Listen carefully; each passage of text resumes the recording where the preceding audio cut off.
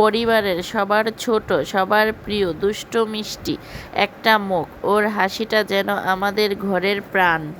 আদরের ছোট মেয়ে, আমার ননদের মেয়ে, যার হাসিতে পুরো বাড়ি জ্বলজ্বল করে ওঠে। সে যতটা কিউট, ঠিক ততটাই দুষ্ট, ততটাই লক্ষ্মী, ততটাই মায়াবী। খেতে সে খুব ভালোবাসে, বিশেষ করে মাংস তো খেলে ওর চোখে মুখে আনন্দ লেগে যায়। ওকে ছাড়া যেন বাড়িটা ফাঁকা ফাঁকা লাগে। সে একাই পুরো বাড়ি মাতিয়ে রাখে। তার কথা, কাণ্ড আর চঞ্চলতা এমন ভালোবাসার পাত্র একটাই হয়। তুই আমাদের ঘরের প্রাণ, থাক সবসময় এমন আনন্দে আর ভালোবাসায় ভরে।